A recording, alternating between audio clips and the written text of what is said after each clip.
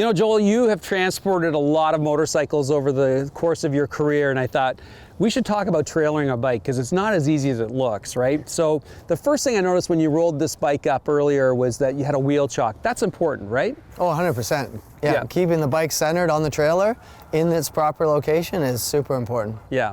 The next thing I noticed is you had this sort of new generation strap in that you had the tie-down assist.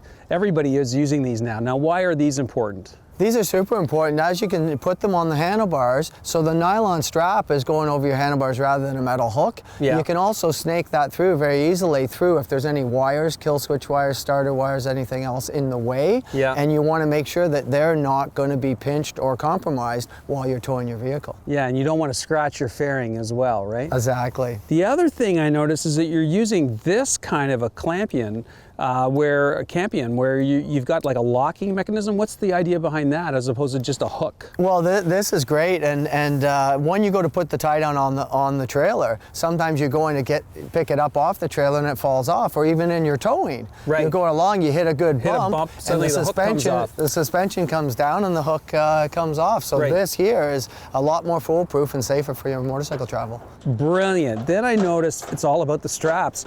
You weren't using ratchet straps, and I said, why not? And you said, because if you over tighten, you can actually damage the bars, right? Oh, 100%. With the ratchet straps there, you can severely damage the motorcycle. With this strap here, you're pulling down against the motorcycle suspension, your own effort there, your own power there, where a ratchet strap, it multiplies. So you could get up to 1,500 pounds of force, which is over any limits that should be put on the motorcycle in tying down purposes. Sounds to me like you could bend your bars, and you don't want to do that. And if you tie down the back wheel, that's pretty cool.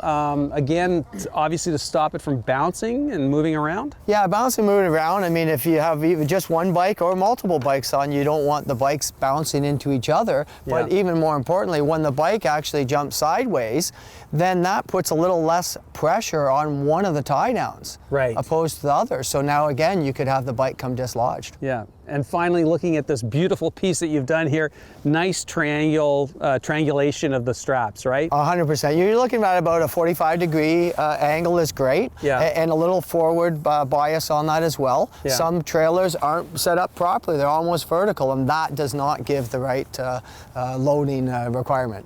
Awesome. Great job. Something so simple like just strapping down your bike, but there's a secret to it.